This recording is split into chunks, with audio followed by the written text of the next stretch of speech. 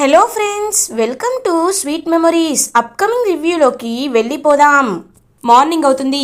జగదాత్రి వాళ్ళ ఇంట్లో వరలక్ష్మి వ్రతం వేడుకలు స్టార్ట్ అయిపోతాయి. జగదాత్రి కేదార్ ఇద్దరు హ్యాపీగా రెడీ అయ్యి కిందకి వస్తారు.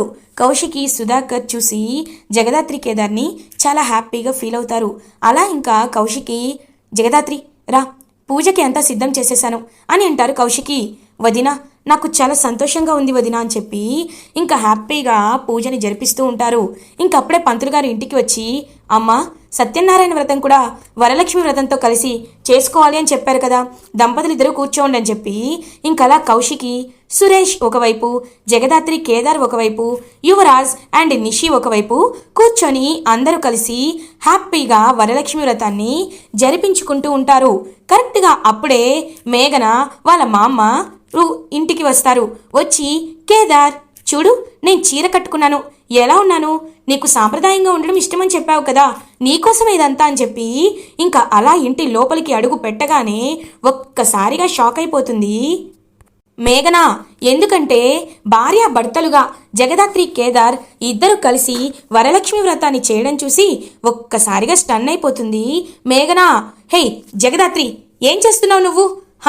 అయినా వీళ్ళతో ఏంటి, కేదార్తో కలిసి నువ్వు పండగ చేయడం ఏంటి, వ్రతాన్ని చేయడం ఏంటి అని అడుగుతుంది మేఘన.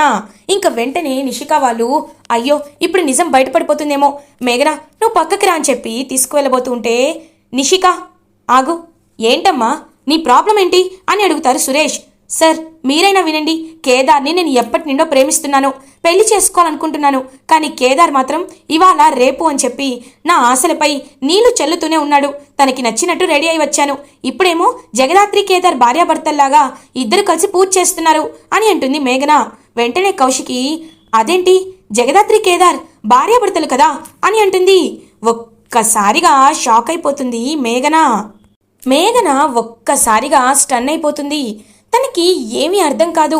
ఇంకలా చూస్తూ ఉంటుంది. జగదాత్రి వెంటనే మేఘనని పక్కకు తీసుకొచ్చి, మేఘన ఈ విషయాన్ని నీకు అర్థమయ్యేలా చెప్పాలి అనుకున్నాను, కానీ చెప్పలేకపోయాను. I'm so sorry. నువ్వు కూడా ఈ విషయాన్ని మర్చిపోతావని అనుకుంటున్నాను అని అంటుంది. వద్దు, ఇంకేమీ మాట్లాడద్దు, నన్ను ఇంతలా మోసం చేస్తారా, మీ గురించి మా డాడీకి చెప్తాను అని అంటుంది మేఘన. వెంటనే మేఘన వాళ్ళ మామగారు, మేఘన ఏం చెప్తావు? ఆల్రెడీ అబ్బాయి పెళ్లి కానోడేమో, బాగున్నాడని నీకిచ్చి పెళ్లి చేయాలి అనుకున్నాను, కానీ ఇప్పుడు ఆ అబ్బాయికి పెళ్ళైపోయిందని తెలుస్తుంది. ఇంకా అతన్ని కోరుకోవడంలో న్యాయమే లేదు. మర్యాదగా నాతో పాటురా, నేను ఇదంతా నా కొడుకుకి అర్థమయ్యేలా చెప్తాను. చెప్పి నీకు మంచి అబ్బాయిని తీసుకొచ్చి, ఇదిగో ఈ కేదార్ కంటే అందమైన వాడిని, తెలివైన వాడిని తీసుకొచ్చి పెళ్లి చేస్తాను. ముఖ్యంగా డబ్బున్న వాడిని పెళ్లి చేస్తాను. రా, నువ్వు పెళ్ళైన వాడిపై ఇంకా ఆశ పడకూడదు అని చెప్పి మేఘన వాళ్ళ మామగారు లాక్కు వెళ్ళిపోతూ ఉంటుంది మేఘనని. ఇంక ఇదంతా చూస్తున్న నిషిక అండ్ వైజయంతి, అమ్మా ఏంటిది, ఎప్పటి నిండో ఒక ఎంటర్టైన్మెంట్ ఉందనుకున్నాను, కానీ ఇవాళ నిజమంతా బయటపడిపోయింది, ఎంటర్టైన్మెంట్ కూడా పోయింది చా అని చెప్పి ఇద్దరు జెలస్గా ఫీల్ అవుతూ అక్కడి నుండి వెళ్ళిపోతారు. ఇంకలా కౌశికి వాళ్ళ ఇంట్లో వరలక్ష్మి వ్రతం కంప్లీట్ అయిపోతుంది. వెంటనే యువరాజ్ అండ్ కేదార్ని పక్కనే కూర్చోబెడతారు కౌశికి. ఇంకలా కేదార్ చాలా హ్యాపీగా చూస్తూ ఉంటే కౌశికి ఫస్ట్ కేదార్ దగ్గరికి వెళ్ళి రాఖీ కట్టాలి అనుకుంటారు. అక్క నువ్వు కట్టాల్సింది నాకు, వాడికి కాదు అని అంటాడు యువరాజ్. చూడు యువరాజ్, ముందు పెద్ద తమ్ముడికి కట్టాలి, తర్వాతే చిన్న తమ్ముడికి కట్టాలి, అది సాంప్రదాయం అని చెప్పి కౌశికి యువరాజ్ మాటలు వినిపించుకోకుండా అలా ఇంకా ఫస్ట్ కేదార్కే రాఖీ కడుతుంది. కేదార్కి రాఖీ కట్టిన తర్వాత యువరాజ్ దగ్గరికి వచ్చి రాఖీని కడతారు. ఇద్దరికి అలా ఇంకా హారతిచ్చి బొట్టు పెట్టి రాఖీ కట్టి హ్యాపీగా చూస్తూ ఉంటారు. అక్క నీకోసం గిఫ్ట్ అని అంటారు. చూడు కేదార్, నువ్వు నా తమ్ముడివి, అలాంటప్పుడు నేను కదా నీకు గిఫ్ట్ ఇవ్వాలి బాబాయ్ అని అంటారు. ఇదిగోమ్మా అని చెప్పి ఇంక తీసుకువచ్చేసరికి ఒక మంచి బ్రేస్లెట్ అయితే ఇస్తుందనమాట జగదాత్రి. అలా ఇంక కౌశికి ఇంక అదంతా చూస్తూ జగదాత్రి హ్యాపీగా ఫీల్ అవుతుంది. అదంతా ఇంక చూస్తూ కేదార్, అక్క చాలా చాలా బాగుందక్క అని అంటారు. ఏంటి కేదార్, ఇది ఒక్కటే కాదు, ఇంకా నీకొక గిఫ్ట్ ఉంది, ఇదిగో ఫ్లైట్ టికెట్స్. నువ్వు జగదాత్రి ఎప్పుడు ఇంటి సమస్యల గురించే ఆశిస్తూ ఉంటారు, ఇంటి సమస్యల గురించే మీరు బాధపడుతూ ఉంటారు. అలాంటప్పుడు మీకోసం ఆలోచించడంలో తప్పేముంది? అందుకే మిమ్మల్ని హనీమూన్కి పంపించాలి అనుకుంటున్నాను. ఇదిగోండి ఫ్లైట్ టికెట్స్. రేపే మీరు హనీమూన్కి బయలుదేరుతున్నారు. ఎక్కడికో తెలుసా? లడఖ్కి అని అంటారు. ఇంకా పాపం జగదాత్రి కేదార్ ఇద్దరు ఒకరి మొహం ఒకరు చూసుకుంటారు. వదినా అంటే ఇప్పుడు అని అంటుంది జగదాత్రి. దాత్రి నువ్వింకేమీ మాట్లాడద్దు, ఇది నేను నీ వదినగా వేస్తున్న ఆర్డర్ అని అంటారు హ్యాపీగా కౌశికి. ఇంకా పాపం జగదాత్రి కేదార్ ఇద్దరు ఆ టికెట్స్ తీసుకొని అలా ఇంకా హ్యాపీగా ఫీల్ అవుతారు. వెంటనే నిషిక చూశారు కదా అత్తయ్య గారు, ఎప్పుడు కౌశికి వదినకి వాళ్ళపై ఉండే ధ్యాస మాపై ఉండదు, అస్సలు ఉండదు అని అంటుంది నిషిక. వెంటనే సుధాకర్, ఎందుకమ్మా నిషిక ఎప్పుడు నెగిటివ్గా ఆలోచిస్తావేంటి? వాళ్ళు మాత్రమే కాదు, మీకు కూడా హనీమూన్ టికెట్స్ని కౌశిక్కి బుక్ చేసింది అని అంటారు. వెంటనే యువరాజ్, అవునా అని అంటాడు. అవును, వాళ్ళకి లడక్ బుక్ చేశాను, మీకు ఊటీకి టికెట్స్ బుక్ చేశాను అని అంటారు కౌశికి. అక్కర్లేదక్క, మేము కూడా వాళ్ళతో కలిసే లడక్కి వెళ్తాం, వాళ్ళు మేము ఒకే చోట ఉండి హ్యాపీగా ఉంటాం అని అంటాడు యువరాజ్. అబ్బోడా ఏందిరా నువ్వు మాట్లాడేది అని అంటుంది వైజయంతి. అమ్మా నువ్వు వాగు, నేను చెప్తున్నాను కదా అని అంటాడు యువరాజ్.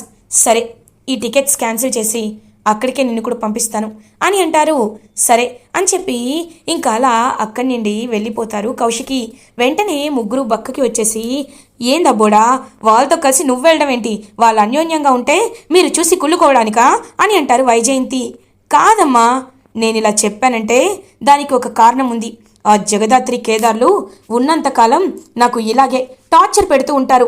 నేను చేసిన తప్పుల్ని నేను ఎలా అయినా కవర్ చేసుకుంటాను, కానీ ఆ జగదాత్రి నా తప్పులన్నీ వెతికి బయట పెడుతుంది. కాబట్టి నేను ఆ తప్పులని సరిదిద్దుకోవాలి అన్నా, అక్కకి ఎప్పటికీ తెలియకుండా ఉండాలి అన్నా నేను ఒక నిర్ణయం తీసుకున్నాను. అది ఏంటో తెలుసా? వాళ్ళు మేము కలిసి హనీమూన్కి వెళ్తాం కదా, వాళ్ళు ఎక్కడికి వెళ్తున్నారో చూసి ఫాలో అయ్యి వాళ్ళని తిరిగి రాని లోకాలకి పంపించేస్తాను అని అంటాడు యువరాజ్. ఒక్కసారిగా షాక్ అయిపోతుందన్నమాట నిషిక. యువరాజ్ అని అంటారు.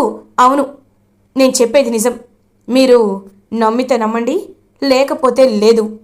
వాడు బ్రతుకున్నంతకాలం నాకు అడ్డుగా ఉంటాడు, ఆ జగదాత్రి బ్రతుకున్నంతకాలం ఇలాగే ఉంటుంది. కాబట్టే ఈ నిర్ణయం తీసుకున్నాను అని అంటారు. మంచిది రాబోడా, ఇక్కడ ఒకవేళ అలాంటి నిర్ణయం తీసుకుంటే ఎవ్వరు కనిపెట్టేస్తారు, నువ్వు దొరికిపోతావు. కానీ ఇప్పుడు దొరకవు రాబోడా, మంచి నిర్ణయం తీసుకున్నావు, వాళ్ళ చావుకి వాళ్ళే ముహూర్తం పెట్టుకుంటారు అని చెప్పి వైజయంతి చాలా హ్యాపీగా ఫీల్ అవుతుంది. అలా ఇంకా హనీమూన్కి వెళ్ళడానికి ఫిక్స్ అవుతారు జగదాత్రి అండ్ కేదార్. ఇటువైపు ఇంకా యువరాజ్ అండ్ నిషిక కూడా బయలుదేరుతూ ఉంటారు. అప్పుడే జగదాత్రి సాధు నాయక్కి కాల్ చేసి, సార్ మాకు ఒక 1 వీక్ లీవ్ కావాలి సార్ అని అడుగుతారు. ఎస్ నాకు తెలిసింది, రమ్య నాకు కాల్ చేసి చెప్పింది. ఓకే డోంట్ వర్రీ, ఎప్పుడు కేస్ గురించి ఫ్యామిలీ గురించే ఆలోచిస్తావు కదా జడి, all the best for your future అని అంటారు సాధు నాయక్. థ్యాంక్ యూ సార్ అని చెప్పి ఇంకా హ్యాపీగా లగేజ్ అంతా ప్యాక్ చేసుకుని హనీమూన్కి బయలుదేరుతారు జగదాత్రి అండ్ కేదార్. ఇటువైపు యువరాజ్ అండ్ నిషిక అలా కార్లో ఎయిర్పోర్ట్కి వెళ్తున్న వాళ్ళని చూస్తూ చాలా హ్యాపీగా ఫీల్ అవుతారు కౌశికి. జగదాత్రి కేదార్ హనీమూన్ స్పాట్కి రీచ్ అవుతారు. ఇంకా అలా హ్యాపీగా రూమ్ చెక్ ఇన్ చేసి ఇంకా వాళ్ళకి నచ్చిన ప్లేసెస్ అన్నీ వెళ్తూ హ్యాపీగా ఎంజాయ్ చేస్తూ ఉంటారు జగదాత్రి అండ్ కేదార్.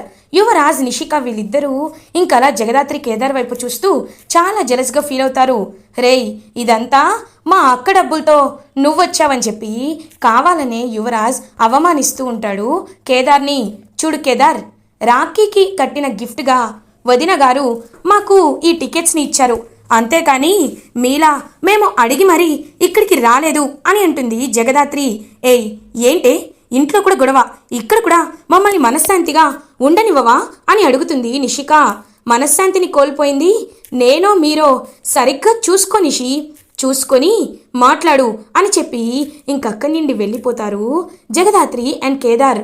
వాళ్ళిద్దరూ అంత హ్యాపీగా ఉండడం చూసి యువరాజ్ వీళ్ళని ఎలా అయినా ఇక్కడే మట్టు పెట్టాలి, వీళ్ళ కోసం రౌడీలని మాట్లాడాలి అని చెప్పి ఇంకా యువరాజ్ అయితే రౌడీల దగ్గరికి వెళ్తాడు.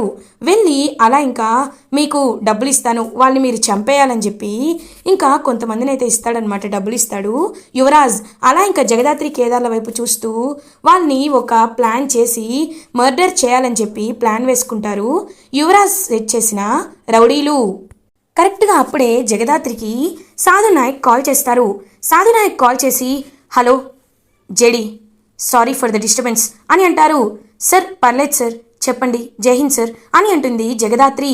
జై హింద్ జేడి, ఇప్పుడే ఒక ఇంపార్టెంట్ ఇన్ఫర్మేషన్ వచ్చింది, మీకు చెప్పాలనే కాల్ చేశాను. సమయానికి మీరే అక్కడ స్విట్జర్లాండ్లో ఉన్నారు కాబట్టే మీకు కాల్ చేయాల్సి వచ్చింది. మినిస్టర్ తాయారు రానున్న ఎలక్షన్స్ కోసం హవాలా డబ్బులని అరేంజ్ చేసుకుంటుంది అని మనకి ఇన్ఫర్మేషన్ వచ్చింది. మీరు స్విట్జర్లాండ్లో ఉన్నారు కాబట్టి స్విస్ బ్యాంక్లో తన బినామీ పేర్లతో కోటాను కోట్ల డబ్బులు డిపాజిట్ అయి ఉన్నాయి. కాబట్టి వాటిని విత్డ్రా చేసుకొని ఇండియాకి పంపించడానికి అక్కడ మినిస్టర్ తాయారుకి ఒక ఏజెంట్ ఉన్నాడు. వాడిని మీరు ట్రేస్ చేయాలి. వాడి చేత ఈ డబ్బులన్నీ మినిస్టర్ తాయారువే, నేను కేవలం బినామీ అని చెప్పించి ఒక వీడియోని రిలీజ్ చేస్తే అప్పుడు ఖచ్చితంగా మినిస్టర్ తాయారు ఒక అవినీతి పరురాలు అనే నిజం అందరికీ తెలుస్తుంది. సో తను మినిస్టర్ పదవి నుండి త్వరగా కిందకి దిగిపోతుంది అని చెప్తారు Sadhu Nayak. Okay sir, we are on the duty, ఖచ్చితంగా వాడిని మేము ట్రేస్ చేస్తాం. ఇంతకీ వాడి పేరేంటి సార్ అని అడుగుతారు. వాడి పేరు ఏజెంట్ రవి అని చెప్తారు. ఓకే సార్, మేము వెళ్ళి కనుక్కుంటామని చెప్పి ఇంకలా కాల్ కట్ చేస్తుంది జేడి. ఇంకా వెంటనే కేదార్, జేడి వాడు ఖచ్చితంగా ఈ టైంలోనే అటు ఇటు తిరుగుతూ ఉంటాడు, మనం అక్కడికి వెళ్తే ఖచ్చితంగా మనకి ఇన్ఫర్మేషన్ దొరుకుతుంది అని చెప్పి జేడీ అండ్ కేడీగా మారి ఇంకలా మాస్క్స్ వేసుకొని ఇంకా స్విస్ బ్యాంక్ దగ్గరికి వెళ్తారనమాట. వెళ్ళి ఇంకా చుట్టూ గమనిస్తూ ఉంటారనమాట జేడీ అండ్ కేడీ. జేడీ, మనం వీన్ని అరెస్ట్ చేయలేం కదా అని అంటారు. లేదు కేదార్, ఎందుకంటే ఇప్పుడు మనం వేరే కంట్రీలో ఉన్నాం. ఒక మనిషిని కంట్రీలో అరెస్ట్ చేయాలి అంటే వాళ్ళకి చాలా రూల్స్ అండ్ రెస్ట్రిక్షన్స్ ఉంటాయి, మనం చాలా పర్మిషన్స్ తీసుకోవాలి. అందుకే సాధు నాయక్ సార్ కూడా ఓన్లీ వీడియో ఎవిడెన్స్ని మాత్రమే తీసుకురమ్మని చెప్పారు అని అంటారు జేడీ. జేడీ, ఒకసారి వాడిని చూడు అని అంటారు. ఇంకా అటు ఇటు ఫోన్లో తిరుగుతూ మాట్లాడుతూ ఉంటాడనమాట తాయారుకి సంబంధించిన బినామీ. ఇంకా వాడి దగ్గరికి వెళ్తుంది JD. Hello sir, can we know this address అని చెప్పి ఒక అడ్రస్ని చూపిస్తుంది దాత్రి.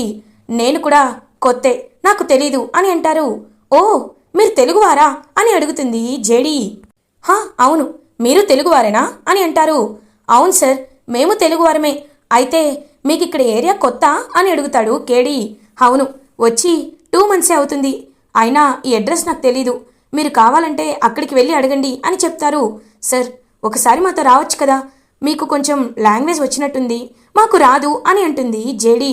ఓకే రండి చెప్తానని చెప్పి ఇంకలా వెళ్తూ ఉంటే కరెక్ట్గా వాడికి మత్తుమంది ఇచ్చేసి ఇంకా కిడ్నాప్ చేసేస్తారనమాట జేడీ అండ్ కేడీ. ఇంకా ఏజెంట్ని అయితే బినామీని ఒక చోట కట్టేసి ఫుల్లుగా కొడతారు జేడీ అండ్ కేడీ. ఎవరు మీరు, నన్ను ఎందుకు కిడ్నాప్ చేశారు అని అడుగుతాడు తాయారు బినామీ. రేయ్, నువ్వు తాయారు బినామీవని మాకు తెలుసు, నీ దగ్గర ఇప్పుడు కోట్ల డబ్బులు హవాలా రూపంలో ఇండియాకి ఆ తాయారు దగ్గరికి వెళ్తుందని కూడా నాకు తెలుసు. ఇంత తక్కువ టైంలో ఆ తాయారుకి ఇంత పవర్, ఢిల్లీలో ఉన్న రాజకీయ నాయకుల్ని కూడా కంట్రోల్ చేసేంత పవర్ ఎలా వచ్చిందా అనుకున్నాను. ఇదిగో నీలాంటి బినామీలని సెట్ చేసి ఇక్కడికి హవాలాలో పంపించి బ్లాక్ మనీని తెప్పించుకొని తన డబ్బులతో అందరినీ ఇన్ఫ్లుయెన్స్ చేస్తుందా తాయారు. ఈ విషయాన్ని మర్యాదగా ఒప్పుకో. అసలు తాయారు నీకు ఎలా పరిచయం, తాయారు దగ్గర నీకు డబ్బులు ఎలా వస్తాయి ఏంటి అనేది మర్యాదగా ఒప్పుకో, లేకపోతే దేశం కాని దేశంలో పైకి పోతావు అని అంటుంది జేడీ. మీరెన్ని చెప్పినా నేను ఒప్పుకోను అని అంటారు. వెంటనే కేదార్ తన గన్ తీసుకొని ఇంకా పాయింట్ బ్లాంక్లో పెడతాడనమాట ఆ బినామీకి. రేయ్, ఒప్పుకోవా అని గట్టిగా అడుగుతారు. ఇంకా వెంటనే జేడీ, కేడి నువ్వాగు, నాకు నీ ప్రాబ్లం అర్థమైంది. నీ ఫ్యామిలీని తాయారు ఏదైనా చేస్తుందనే కదా నువ్వు అడుగుతున్నావు. మేము అపోజిషన్ వాళ్ళు అనుకుంటున్నావా? కాదు, వీఆర్ పోలీస్. కావాలంటే ఐడెంటిటీ కార్డ్ చూడు.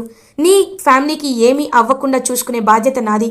నువ్వు ఎన్నాళ్ళ నీ పని దాక్కుని చేస్తావు.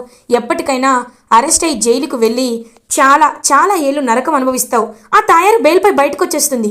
కాబట్టి నీలాంటి వాళ్ళు నలిగిపోకుండా ఉండాలన్నా, నువ్వు నీ పిల్లలతో సంతోషంగా ఉండాలన్నా ఇప్పుడు నేను చెప్పినట్టు వీడియోలో చెప్తే, నీకు తెలిసింది చెప్తే నువ్వు జైలుకు వెళ్ళవు. నీకేం కాకుండా నేను చూసుకుంటాను.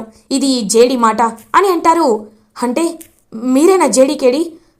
ఓకే మేడం, చెప్పేస్తాను అని చెప్పి మినిస్టర్ తాయారు బినామీ ఒక వీడియో అయితే రికార్డ్ చేసుకుంటూ ఉంటారు జేడీ అండ్ కేడీ. నా పేరు రవి. నేను ఒక చోట కన్స్ట్రక్షన్ లేబరర్గా వర్క్ చేసేవాడిని. అప్పుడే తాయారు నా దగ్గరికి వచ్చి నాకు డబ్బులు ఇస్తాననింది. నేను ఆ డబ్బుల్ని తీసుకున్నాను. నా ఫ్యామిలీకి బాగా చూసుకుంటాననింది. తన పేరు మీద తను చాలా అక్రమాలు, కబ్జాలు, సెటిల్మెంట్లు, రౌడీలు చేసే అన్ని పనులు చేసేది. చాలామందిని హత్య చేసింది. ఆ డబ్బులన్నీ తీసుకొచ్చి నా పేరుపై బినామీ పెట్టింది. తర్వాత ఈ 20 ఏళ్లలో ఇంకా ఎదిగి తను పెద్ద ట్రాన్సాక్షన్స్ చేస్తూ అందరినీ శాసించే స్థాయికి వెళ్ళింది. కాబట్టి బ్లాక్ మనీని నా చేతే స్విస్ బ్యాంక్కి తీసుకొచ్చేలా చేసిందని చెప్పి ఇంకా జరిగిందంతా చెప్పేస్తాడు. చెప్పిన వెంటనే ఇంకా వీడియో రికార్డ్ అంతా తీసుకొని సాధు నాయక్కి పంపిస్తుంది జేడీ.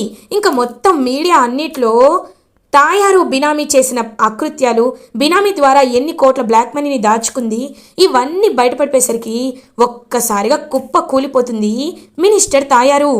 మినిస్టర్ తాయారు ఇంటికి ఇన్స్పెక్టర్స్, ఇన్కమ్ ట్యాక్స్ డిపార్ట్మెంట్ అందరూ, సిబిఐ వాళ్ళందరూ వచ్చి మీకు ఇల్లిజిటిమేట్ సోర్స్ కింద అమౌంట్ ఇన్కమ్ అనేది వస్తుంది కాబట్టి మిమ్మల్ని ఖచ్చితంగా మేము స్క్రూటినీ చేయాలని చెప్పి ఇంకా మొత్తం అంతా స్క్రూటినీ చేస్తూ ఉంటారు. అలా ఇంకా ఎక్కువ డబ్బులు, ఆదాయానికి మించిన ఖర్చు డబ్బులు ఉండడం చూసి ఇంకా అలా బ్లాక్ మనీ దాచుకుందని చెప్పి మినిస్టర్ తాయారుని పదవి నుండి తొలగించి అరెస్ట్ చేస్తారు పోలీస్. ఇదంతా చూస్తూ టీవీలో జేడీ అండ్ కేడీ చాలా అంటే చాలా హ్యాపీగా ఫీల్ అవుతారు. అప్పుడే ఇంకా జేడీ కేడీలు కూడా లైవ్లో మాట్లాడుతూ ఉంటారు. నమస్కారం, మేమే ఈ వీడియోని కలెక్ట్ చేసి చూపిస్తున్నాం. మినిస్టర్ తాయారు గారి బినామీ దొరికాడు కాబట్టి ఇప్పుడు మినిస్టర్ తాయారు గారు ఎక్కడ తప్పించుకోలేరు అని చెప్పి జేడీ అండ్ కేడీ ఇద్దరు మాట్లాడుతూ ఉంటారు ప్రెస్ మీట్లో. అప్పుడే కౌశికి కేదార్కి కట్టిన రాఖీని చూస్తూ ఉంటుంది. చేతికి ఏదైతే కేదార్ కోసం స్పెషల్గా చేయించిన రాఖీ ఉంటుందో అదే కేడీ చేతికి చూసి ఒక్కసారిగా షాక్ అయిపోతారు కౌశికి. ఇదేంటి, నేను కేదార్కి కట్టిన రాఖీనే కేడీకి కూడా ఉంది అంటే జగదాత్రి కేదారే, జేడీ కేడీనా అని ఒక పెద్ద నిజాన్ని తెలుసుకొని షాక్లో ఉండిపోతారు కౌశికి. ఇలా ఎపిసోడ్ ఎండ్ అవుతుంది. ఫర్దర్ ఎపిసోడ్ రివ్యూస్ ముందుగా మీకు కావాలి అనుకుంటే మా ఛానల్ని సబ్స్క్రైబ్ చేసుకోండి. Thanks for watching.